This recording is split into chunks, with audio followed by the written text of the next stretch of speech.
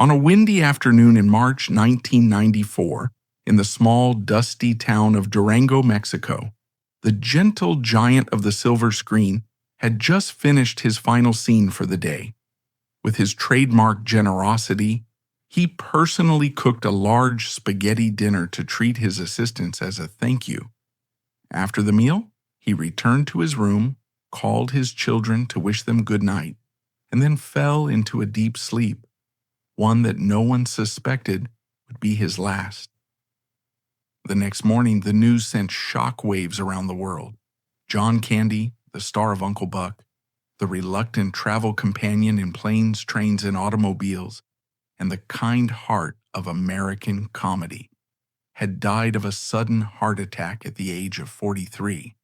How could a man who spent his entire life weaving such hearty and humane laughter leave the world in such silence and solitude, in a place so far from home, with his career still tragically unfinished?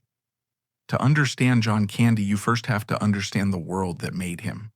He was born in Newmarket, Ontario in 1950, a product of a post-war Canada that was quietly, confidently beginning to forge its own identity, distinct from both its British roots and its bombastic American neighbor.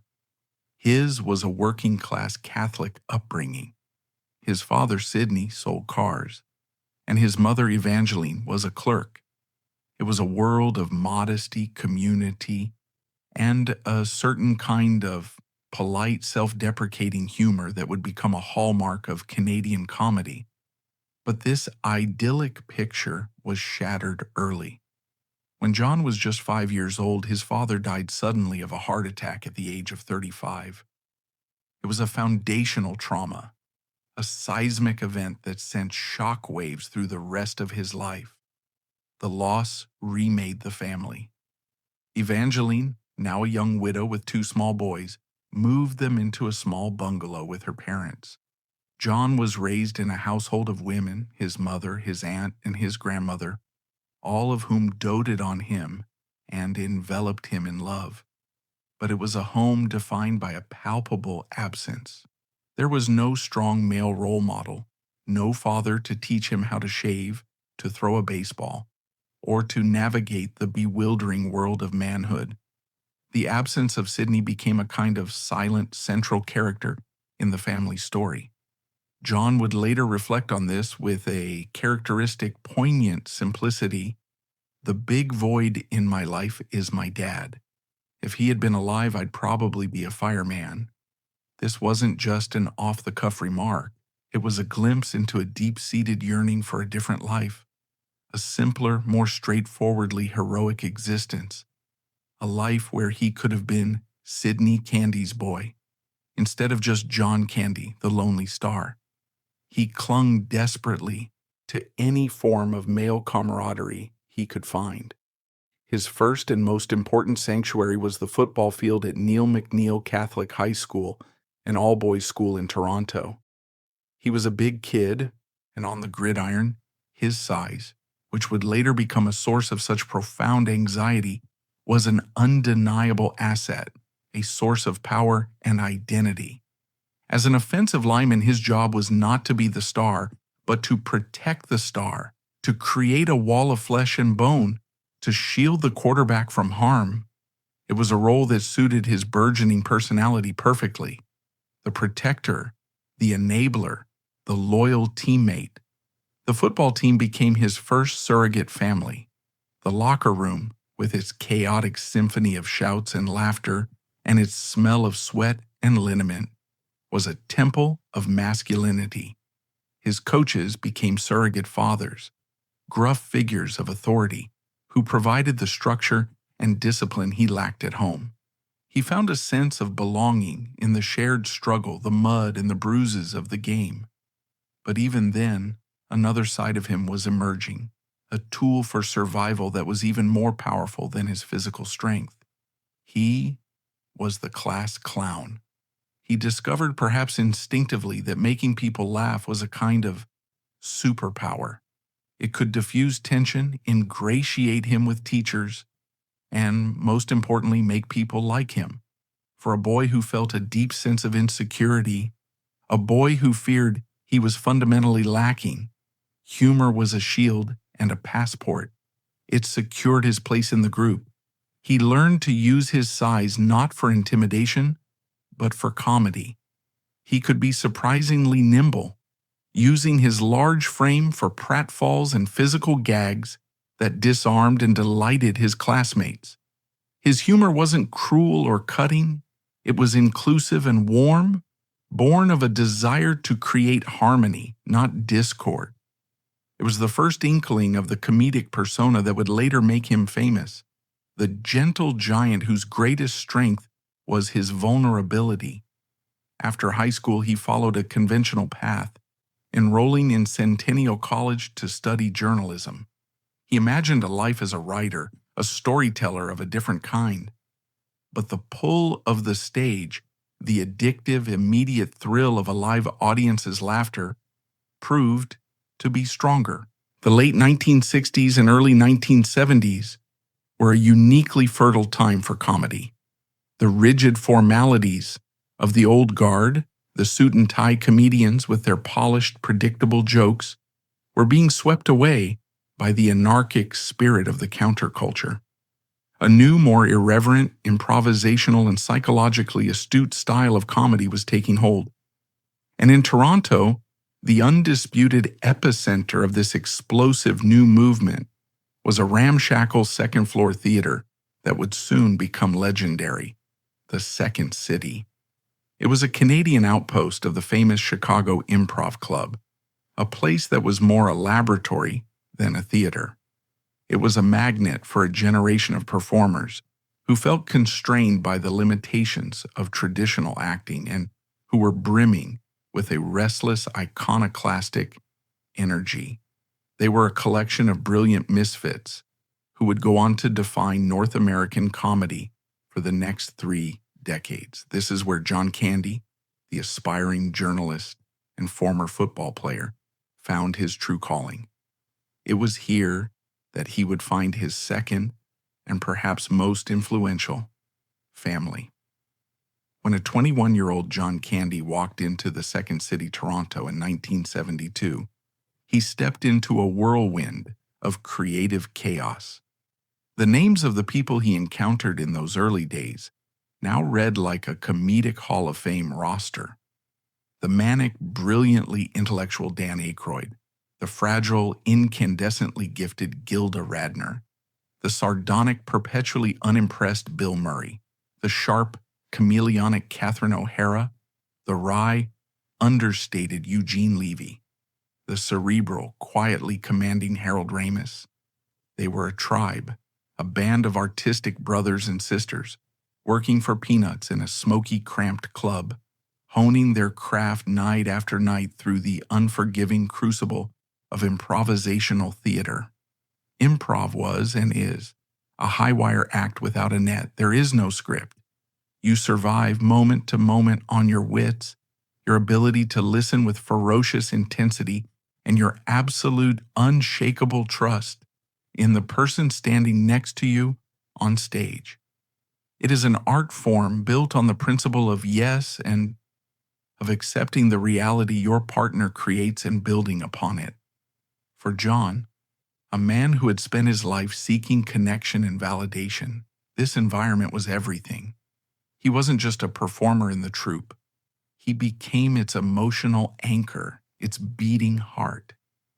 Catherine O'Hara, who was working as a waitress at the theater when she first met him, recalled his immediate and disarming presence. In a room full of sharp, ambitious, and often competitive performers, John was different. He was quiet, sweet, and almost shy off stage. He would sit with the wait staff, treating them as equals, making them laugh with a quiet observation or a silly face. There was an absence of the sharp-edged ego that drove so many others.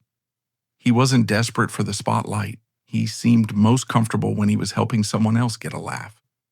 Eugene Levy, who would become one of his closest friends and most frequent collaborators, described him as the ultimate comedic partner, the anchor of their wildly talented troupe. You could do anything with John on stage, Levy remembered. You could go as far out as you wanted because you knew John would be there to hold it together. He grounded every scene he was in with a sense of reality and heart. If a scene was floundering, the other actors knew they could turn to John. He would deliver a line or a reaction with such utter believability, with such genuine emotion, that he would instantly pull the scene back from the brink of absurdity and anchor it in something relatable and human. This was his unique and often underestimated genius. While others in the cast were known for their lightning fast wit or their bizarre character creations, John's gift was deeper and more resonant. He didn't just go for the quick punchline. He built fully realized characters from the ground up, imbuing even the most absurd creations with a believable and often deeply touching humanity. His size, that lifelong source of both power and pain, became his greatest instrument on stage. He could be intimidating, gentle, clumsy, or surprisingly graceful, often all within the same sketch.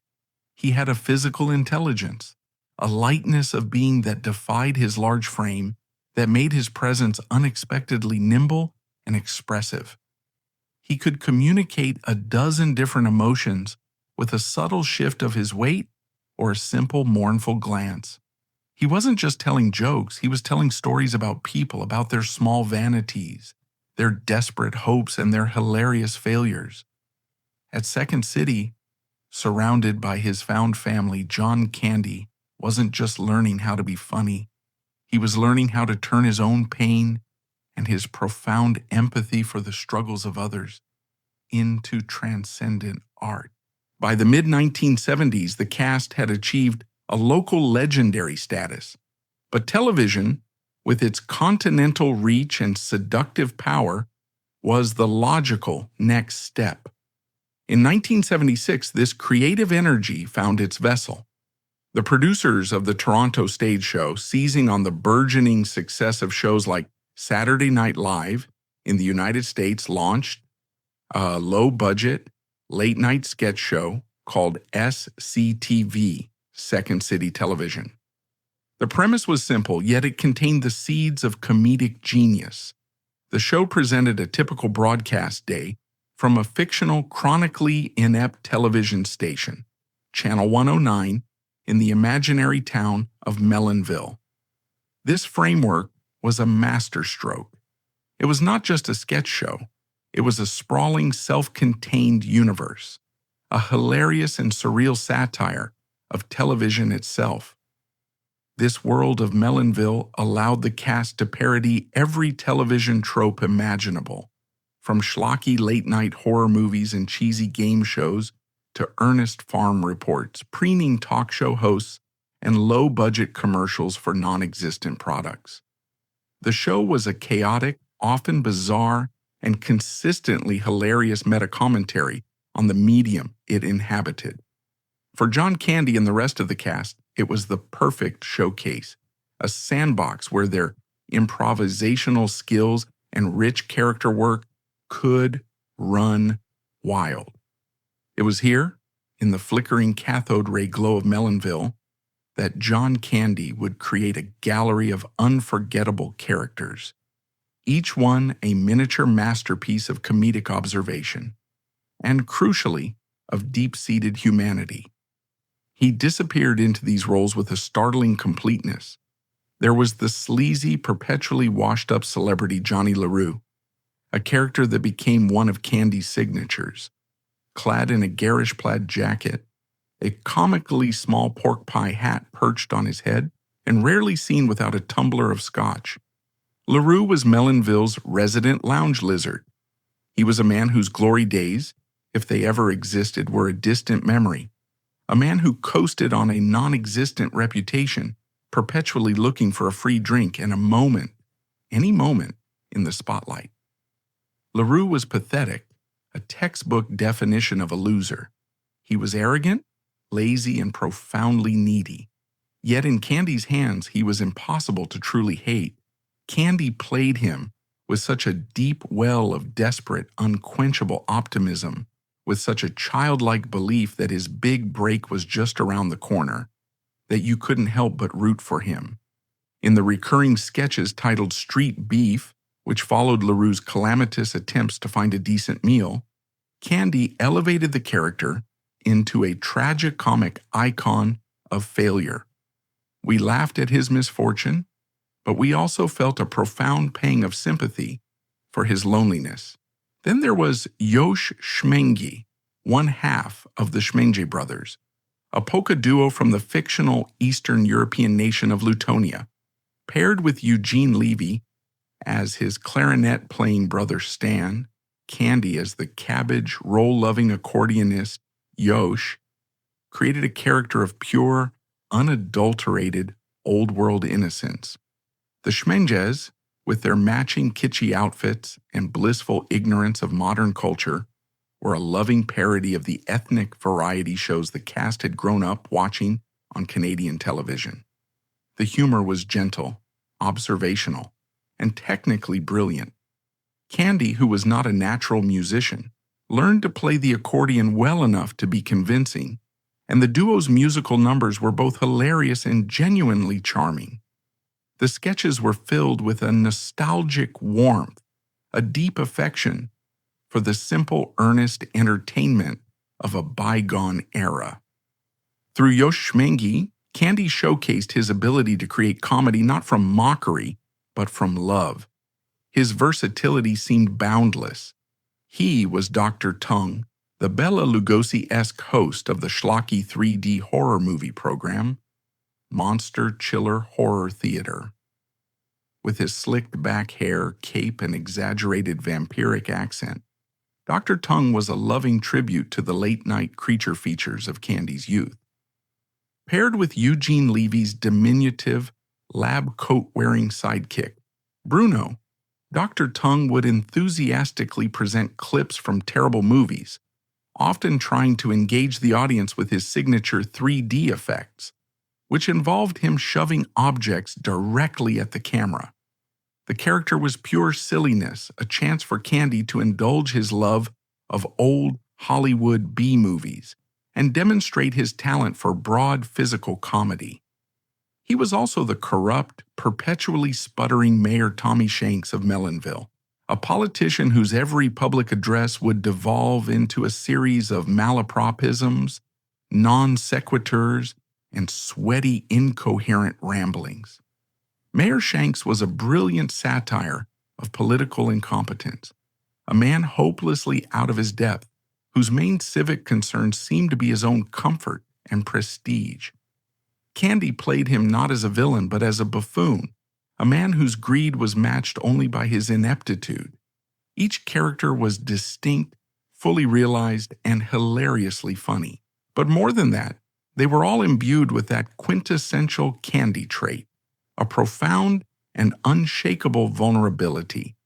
His characters were often failures, blowhards, simpletons, or frauds, but they were never truly mean-spirited. He had an innate, almost cellular sympathy for the underdog, for the guy who was trying his best but just couldn't quite get it right.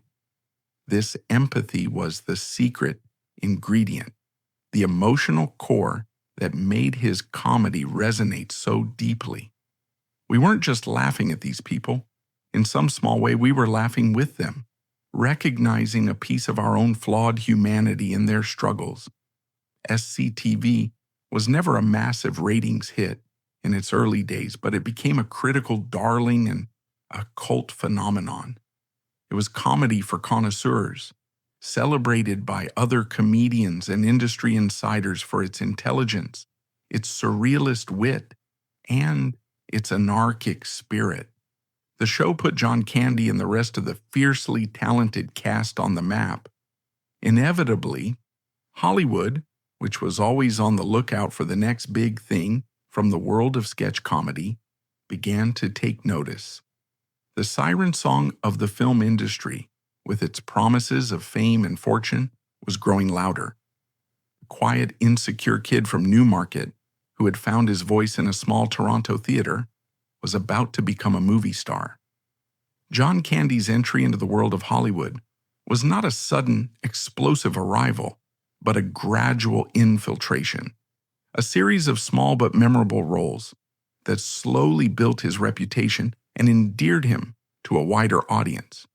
He had a bit part in Steven Spielberg's chaotic and critically derided 1979 war comedy, 1941, and then a more substantial role as a friendly parole officer in the 1980s hit The Blues Brothers. The latter film was a reunion of sorts, a big-screen version of the creative energy that defined the sketch comedy scene, starring his Second City pals Dan Aykroyd and John Belushi. As Burton Mercer, the weary but fundamentally decent officer tasked with tracking down the elusive Jake and Elwood Blues, Candy was the grounded center of gravity in a whirlwind of comedic chaos. He was the voice of reason, the embodiment of the straight world that the Blues Brothers were so gleefully rebelling against. It was a perfect supporting role, showcasing his ability to be funny while maintaining a core of believability. A more significant breakthrough came in 1981 with the military comedy Stripes, which reunited him with Second City and SCTV alumni Bill Murray and Harold Ramis. He played Dewey Oxburger, a sweet-natured, endearingly clumsy, and overweight recruit who joins the Army on a whim because he's always been a bit of a slob. The role was tailor-made for him, a perfect vehicle for his lovable persona and his innate ability to steal a scene with a simple, heartfelt line delivery. Ox was the comic relief, but as was always the case with Candy, he was also the heart of his platoon. In a cast of cynical wisecrackers and misfits, Ox was the genuine article, a good-hearted guy looking for direction and friendship. The film was a box office smash, and it firmly established Candy in the minds of casting directors as the go-to guy for the lovable sidekick role. Throughout the early 1980s, he perfected this archetype, becoming one of the most beloved and reliable character actors in the business. He was the goofy, well-meaning older brother Tom Hanks's character confided in the 1984 fantasy romance blockbuster Splash. As Freddie Bauer, a charmingly irresponsible womanizer who ultimately helps his brother navigate his love for a mermaid, Candy was a force of pure, comedic energy. He lit up every scene he was in, often through sheer improvisational brilliance. His manic, rambling monologue about the indignities of having his car towed is a masterclass in comedic timing and character work. The film was a massive hit, and for many in the mainstream audience, it was their true introduction to John Candy's immense charm. He was always good, always memorable, but rarely the lead. He seemed destined for a long and successful career as the guy who comes in, gets a few big laughs, provides some emotional support for the protagonist, and then exits the stage. With a portfolio of beloved characters from SCTV and a string of scene-stealing roles in Hollywood comedies, John Candy had firmly established himself as one of the industry's most reliable and cherished character actors. He was the go-to lovable sidekick, a guaranteed source of warmth and laughter who could elevate any film he was in. Yet this comfortable niche also risked becoming a creative ceiling. To break through to the next level of stardom required more than just talent. It required a filmmaker with the vision to see the leading man's soul behind the sidekick's smile. That visionary was John Hughes, a director who understood that Candy's greatest gift wasn't just his humor, but the profound pathos that lay just beneath it. The partnership they would form would do more than just make John Candy a household name. It would unlock the full, heartbreaking depth of his artistry, and in doing so, amplify the immense personal pressures that came with being truly seen. The partnership between John Hughes and John Candy was not merely a collaboration, it was an act of profound creative empathy. Hughes, a filmmaker obsessed with the quiet dignity of the American everyman, saw in Candy the perfect vessel for his most cherished themes. He looked at the actor who had made a career of playing the boisterous sidekick and saw the soul of a poet, the heart of a lonely king. The film that would prove this vision correct was 1987's Planes, Trains, and Automobiles. On the surface, it was a simple road trip comedy, a high-concept odd couple premise. In execution, it became a moving, hilarious, and deeply humane exploration of loneliness, grief, and the unexpected grace of human connection. It would become the defining film of Candy's career and one of the most beloved comedies of all time. Candy was cast as Del Griffith, a traveling shower curtain ring salesman. He is a man who seems to be in a constant, cheerful battle with the world. His suits are a little too rumpled, his stories are a little too long, and his optimism is relentless to the point of being weaponized. He becomes the unwanted, seemingly inescapable travel companion of Neil Page, an uptight, cynical marketing executive played to perfection by Steve Martin. For Neil, and for the audience at the start of the film, Del is a nightmare made flesh. He's loud, he's sloppy, he talks with his mouth full, and he has a seemingly endless capacity for annoying cheerfulness in the face of escalating disaster. He is the man you pray you don't get stuck next to on a 5-hour flight. The genius of the film and of Candy's performance is in the slow, meticulous peeling back of Del's character. For the first 2 acts, we see him through Neil's exasperated eyes. We laugh at his blunders and cringe at his social awkwardness. But Hughes and Candy begin to plant seeds of something deeper.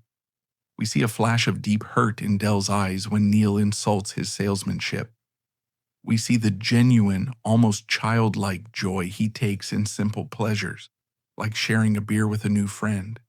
We learn, through small, almost throwaway lines, that he has a wife, Marie, whom he speaks of with a deep and abiding fondness.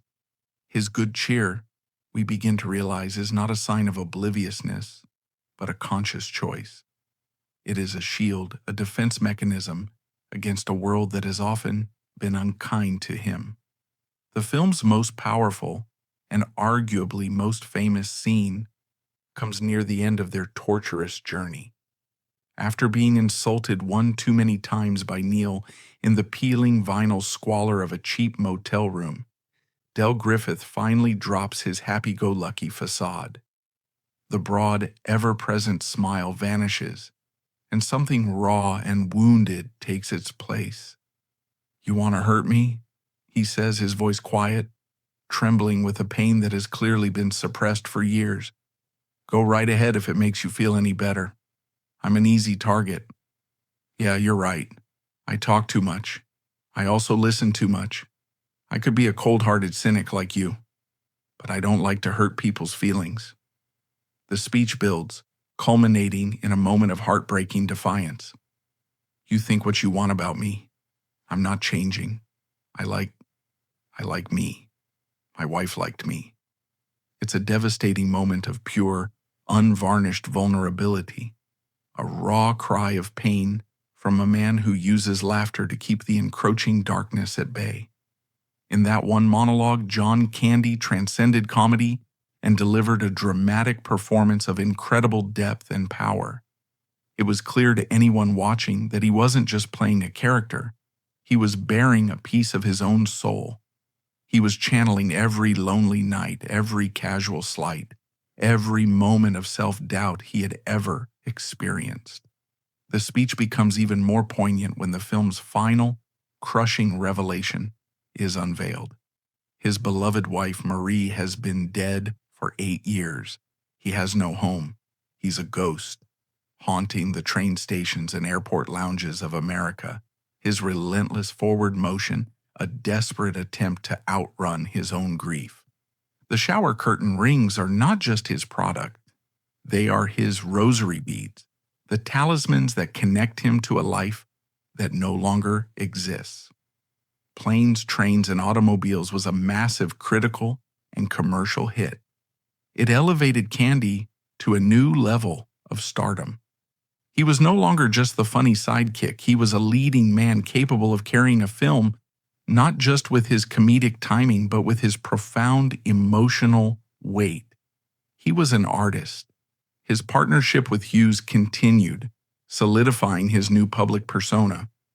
In The Great Outdoors, 1988, he was Chet Ripley, a quintessential decent family man whose peaceful lakeside vacation is upended by the arrival of his obnoxious, slick-talking brother-in-law, Roman Craig, played by Dan Aykroyd.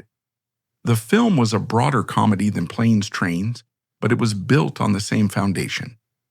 Candy's Chet was the film's moral and emotional center, a man of simple pleasures and deep integrity, whose greatest flaw was his own trusting nature. Then most famously came Uncle Buck in 1989, as Buck Russell, a slobbish, cigar-chomping, lifelong bachelor, forced to look after his brother's rebellious teenage kids. Candy was in his absolute element. The role was a perfect synthesis of all his strengths. He was the ultimate flawed but loving father figure, a man-child who, when faced with real responsibility, rises to the occasion and discovers a capacity for love and protectiveness he never knew he had. The film was a showcase for both his brilliant physical comedy, the scene where he confronts a sleazy high school principal with a power drill is a classic, and his immense, almost overwhelming warmth. He was funny, but he was also protective, surprisingly wise, and deeply caring.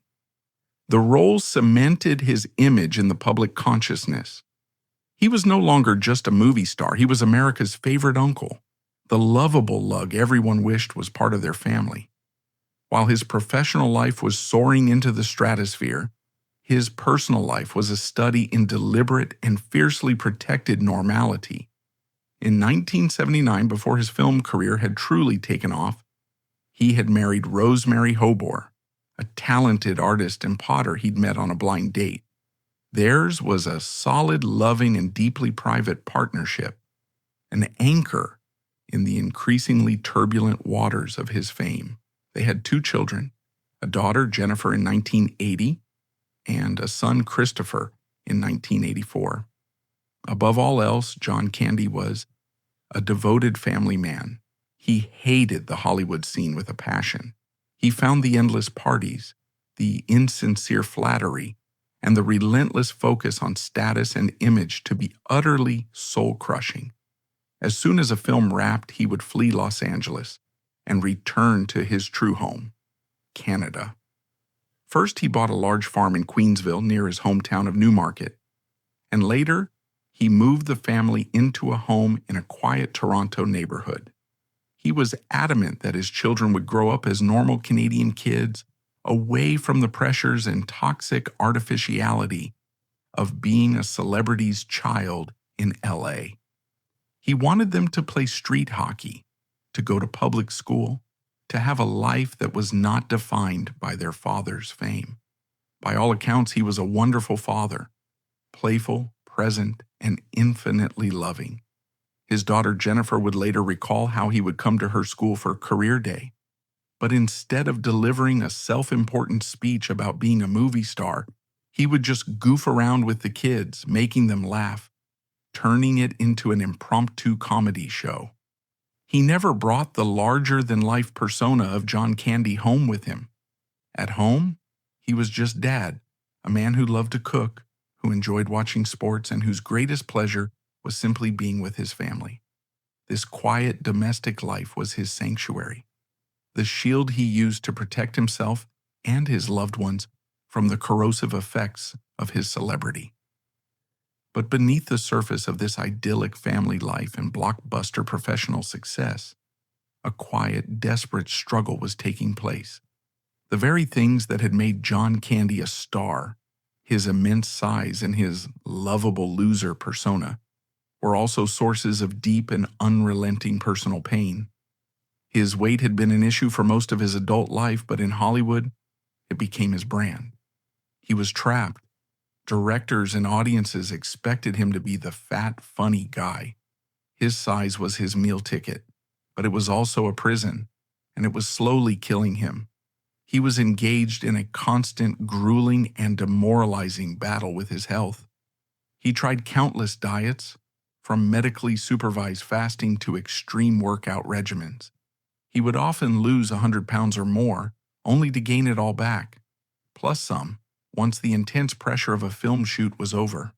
The pressure to maintain his character weight for a role, coupled with the emotional eating that stemmed from his underlying anxieties, trapped him in a vicious cycle of shame and self-recrimination. This physical struggle was compounded by a profound and persistent insecurity that was staggering in its depth. Despite his incredible fame and undeniable success, John Candy never truly believed in his own talent. He was haunted by a crippling fear of failure, a classic case of imposter syndrome. He would get so nervous before hosting Saturday Night Live, a show populated by his closest friends, that fellow cast members would have to physically push him out from behind the curtain onto the stage. He was terrified of not being funny, of letting the audience down, of being discovered as a fraud. He would often deflect compliments with a self-deprecating joke, utterly unable to internalize and accept that he was worthy of the adoration he received. His friend and collaborator Eugene Levy once remarked, "I don't think John ever had a real sense of how good he was. I think he was always amazed that he was working with these people, that he was in this business. He never took it for granted, but I don't think he ever felt he truly belonged." This anxiety was a constant humming presence in his life, a ghost at the feast of his own success. His internal turmoil manifested in various ways. He was a heavy smoker, often getting through several packs of cigarettes a day. He struggled with binge eating and, at times, heavy drinking, using food and alcohol as a way to self-medicate, to numb the anxiety and the loneliness that fame seemed to amplify rather than alleviate. He was also famously, almost pathologically, generous. He would insist on picking up the tab for enormous groups of people, tip extravagantly to the point of absurdity, and give money, gifts, or his time to anyone who asked. On one level, this was a reflection of his genuinely kind and benevolent nature, but on another, darker level, friends believed it was a way of buying affection, of ensuring that people liked him. It was as if he couldn't believe that his talent and his personality were enough. He felt he had to pay for friendship, to compensate for some perceived inadequacy within himself. He was the world's friend, but deep down, he was terrified. He was all alone. At the pinnacle of his fame, John Candy was trapped by a paradox. He was America's favorite uncle, a global symbol of warmth and decency, who commanded multi-million-dollar paychecks. Yet, he was a man quietly wrestling with a deep-seated unhappiness. The idyllic family life he so fiercely protected was his only true sanctuary from the relentless anxiety, insecurity, and shame he felt about the very image that made him a star. This internal conflict between the beloved public persona and the struggling private man could not be contained forever. It began to fuel a desperate need to redefine himself, to prove his worth beyond the familiar archetype. This quest for a new kind of legitimacy would push him into two vastly different and demanding arenas: the high-stakes, high-pressure world of professional sports ownership and the challenging, ego-bruising landscape of serious dramatic film, both representing a gamble for his fortune and his very soul. By the dawn of the 1990s, John Candy was more than a movie star. He was an institution, a beloved fixture in the cultural landscape.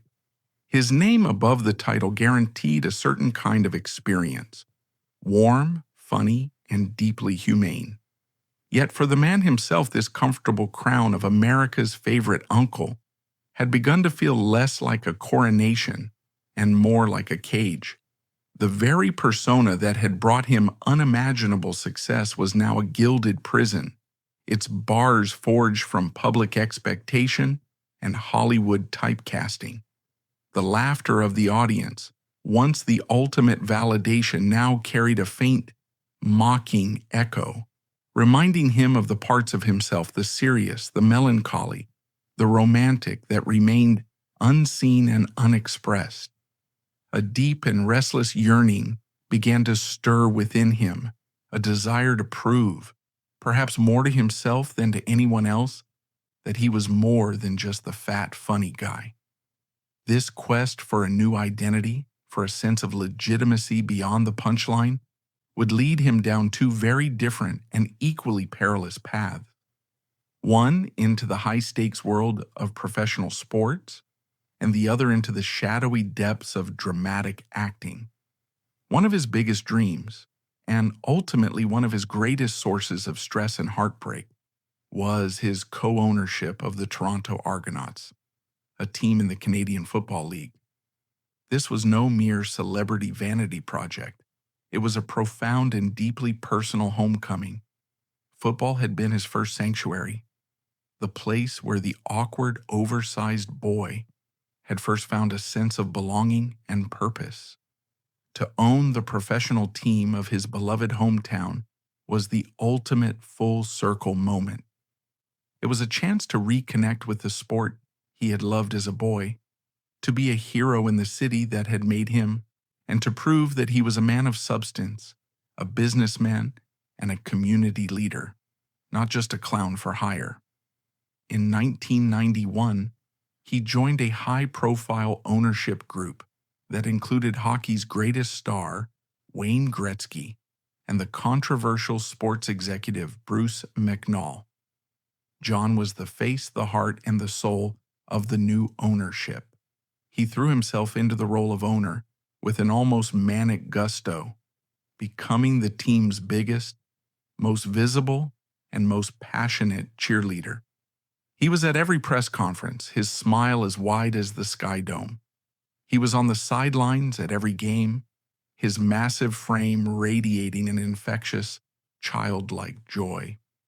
He was the team's beating heart, and for a brief, magical period, it seemed like a fairy tale. That first year was the stuff of Hollywood legend. The ownership group made a massive splash by signing Raghib Rocket Ismail, a highly touted college football star, from the United States to a then unprecedentedly large contract. The city was buzzing with excitement. The Argos, led by the electrifying Rocket, tore through the league and reached the Grey Cup, the CFL's championship game. The final was held in Winnipeg, in brutally cold conditions. But John was a furnace of warmth and optimism. When the Argonauts won, he was ecstatic. He wept tears of pure joy on the frozen field. He paraded the Grey Cup trophy through the streets of Toronto like a conquering hero, a local boy who had brought glory back to his city. In that moment, he was on top of the world. He wasn't playing a character, he was living out his own heroic narrative. It was the purest form of validation he had ever known. But like so many fairy tales, the dream quickly soured. The massive salaries, particularly Ismail's, created a crippling financial burden. The team began losing money at an alarming rate. On the field, the magic of 1991 faded, and the team began to lose games. The public, once so adoring, grew critical. The media, which had celebrated him as a savior, now questioned his business acumen and his commitment. For a man as profoundly sensitive and insecure as John Candy, a man whose entire life was a quest for approval, this public criticism was devastating. It cut him to the core. He had invested a significant portion of his own fortune into the team, but the emotional investment was infinitely greater. He felt the weight of every loss, every empty seat in the stadium, every negative newspaper headline personally. The venture that was meant to be a joyful expression of his love for his home, his city, and his sport, became another major crushing source of anxiety in a life already filled with it. The hero's welcome had turned into a public flogging, and it broke his heart. As the Argonaut's dream curdled into a financial and emotional nightmare, John began to actively seek out professional challenges that would allow him to escape, to break free from the big, funny guy stereotype that he felt was suffocating him. He wanted desperately to be seen as a serious actor. He knew he had the dramatic depth. He had shown glimpses of it for years, but he needed the right vehicle to prove it to the world. In 1991, an unexpected opportunity arose. The controversial, politically charged director Oliver Stone was casting his conspiracy thriller JFK, and he offered Candy a small but pivotal role. He was cast as Dean Andrews Jr., a sweaty, paranoid, and morally ambiguous Southern lawyer caught up in the whirlwind of the Kennedy assassination investigation. The role was a 180-degree turn from anything he had done before. There was no warmth, no charm, no lovable core to Dean Andrews. He was a shifty, pathetic figure, a man drowning in his own fear and lies. It was a completely deglamorized performance. Stone shot him in unflattering close-ups, emphasizing every bead of sweat on his brow, every nervous tick. For Candy, it was terrifying and exhilarating. He was on set with dramatic heavyweights like Kevin Costner, Gary Oldman, and Tommy Lee Jones, and he was consumed with the fear that he would be exposed as an imposter. But he was excellent. In his few short scenes, he created a memorable, deeply unsettling character. He held his own, proving that his dramatic instincts were just as sharp as his comedic ones. The film was a cultural phenomenon, and while his role was small, it was a powerful statement. It announced to the industry that John Candy was not a one-trick pony. He had range, he had courage, and he was hungry for more. He followed it with a project that was even closer to his heart, the 1991 romantic comedy drama, Only the Lonely. This film represented the culmination of his dramatic ambitions. It wasn't just a chance to play a serious role, it was a chance to play a romantic lead, to be a subtle, grounded, and emotionally realistic character who gets the girl. In the rigid, appearance-obsessed world of Hollywood, this was a revolutionary act for a man of his size. He played Danny Muldoon, a 38-year-old Chicago cop who still lives with his overbearing, racist, and hilariously cantankerous Irish mother, played by the legendary Maureen O'Hara. Danny is a good man, a shy, lonely soul who has sublimated his own desires to care for his mother. His life is turned upside down when he falls in love with Teresa Luna, a quiet, equally shy mortician's assistant, played by Ali Sheedy. The film, written and directed by Chris Columbus, was a gentle, character-driven story about the difficulty of finding love in middle age. Candy's performance was a revelation of subtlety. He dialed back all of his usual comedic instincts, creating a portrait of a man of deep feeling and quiet dignity. The chemistry he shared with Sheedy was tender and believable. He was proud of the film, perhaps more proud of it than any other project in his career. It was the kind of movie he wanted to make. It wasn't a huge box office success overshadowed by the summer's bigger blockbusters, but it earned him some of the best reviews of his career. More importantly, it felt like a step in a new, more authentic direction. It was a glimpse of the actor he could be, if only Hollywood would let him. Yet, the gravitational pull of his old persona was immense. In 1993, he starred in the family film Cool Runnings.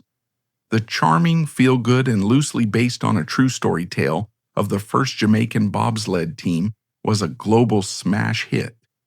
Candy was wonderful as Irv Blitzer, their disgraced, down-on-his-luck American coach who finds his own redemption by guiding the unlikely team to the Olympics. It was a return to the warm, fatherly mentor persona he did so well, and it introduced him to a whole new generation of young fans. The film's success was a double-edged sword. On one hand, it provided a much-needed box office hit and immense financial security. On the other, it reinforced the very image he was working so hard to move beyond.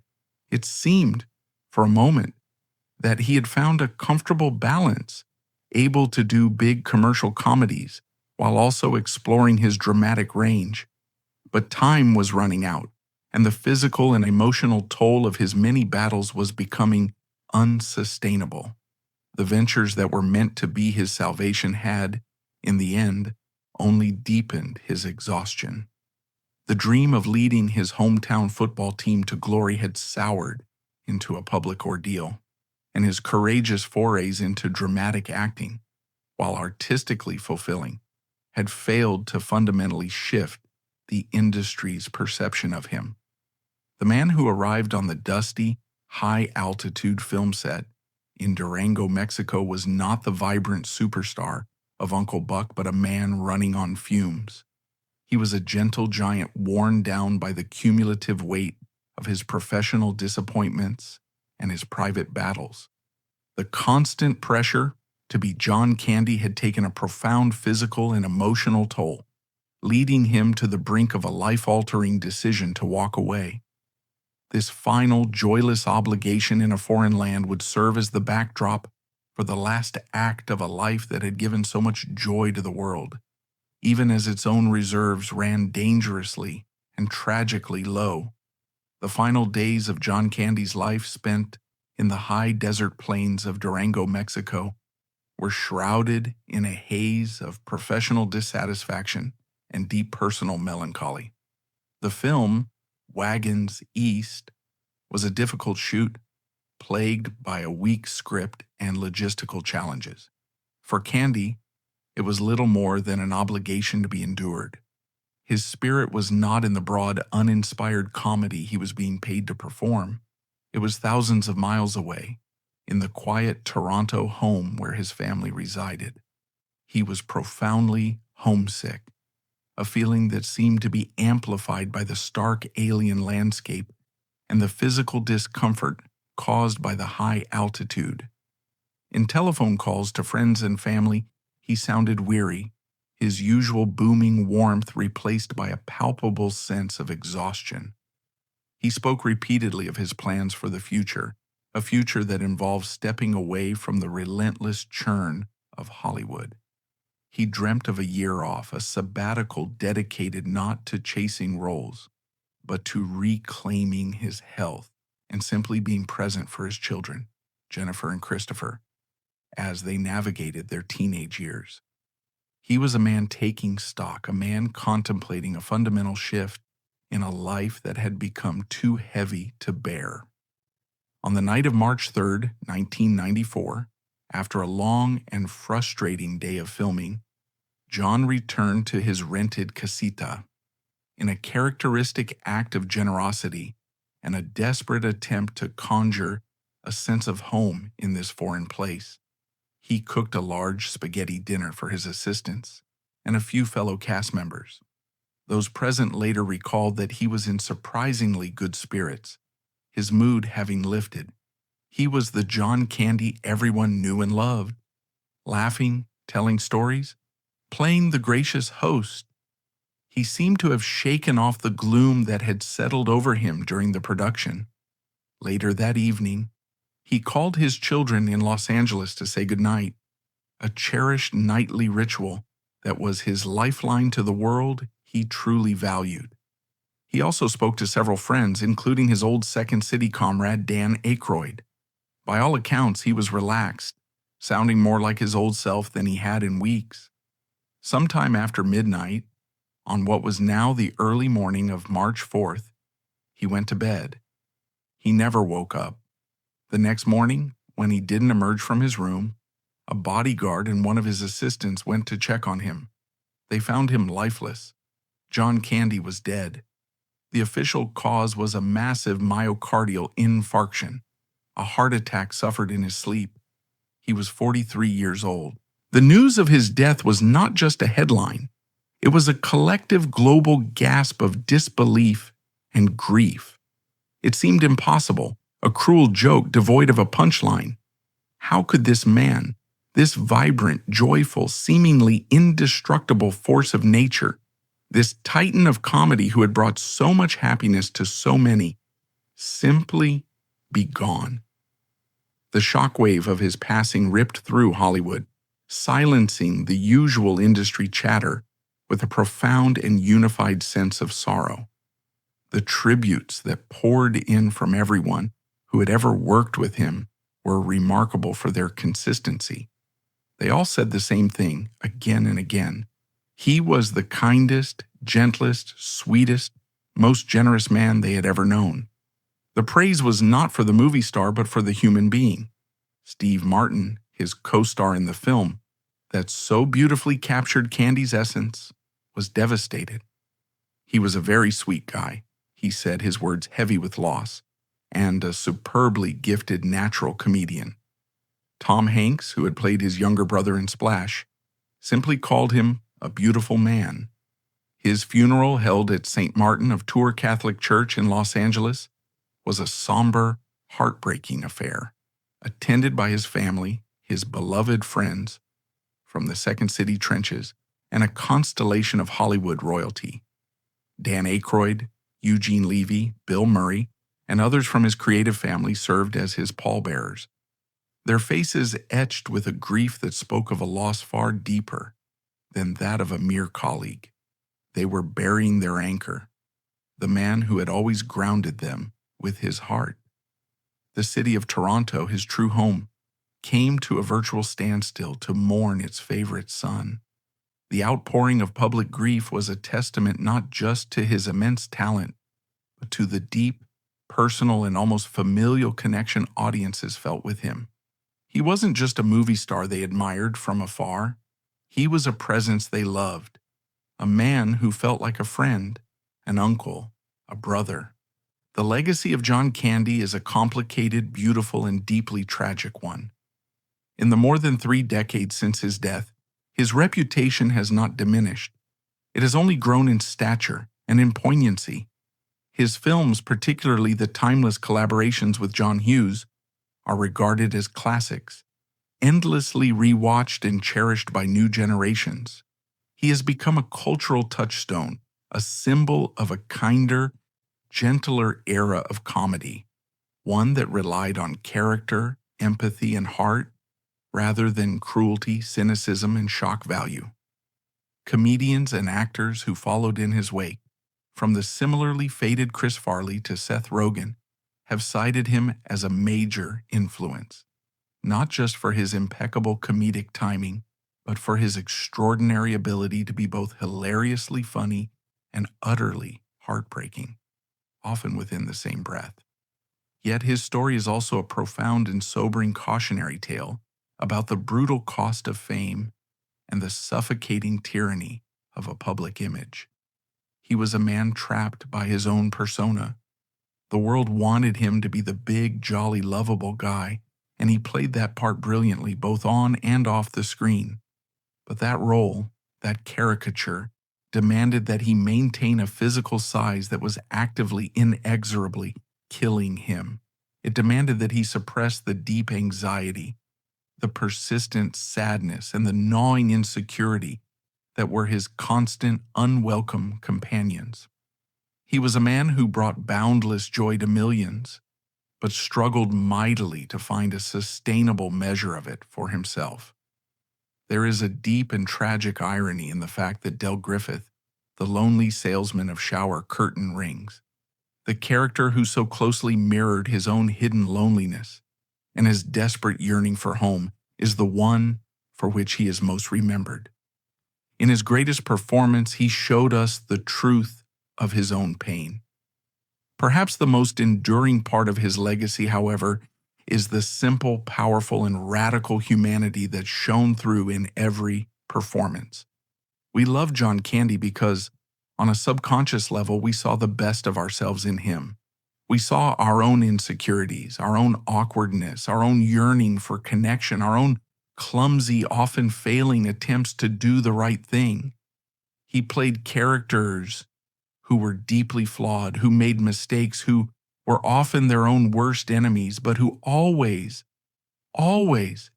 had a good heart beating within their massive chests. He represented the profoundly hopeful idea that no matter how much you messed up, no matter how far you strayed from the ideal, you were still worthy of love, forgiveness, and a second chance. In the end, we return to that indelible image from planes, trains, and automobiles. Not the one of the burnt-out car, but the final transcendent one.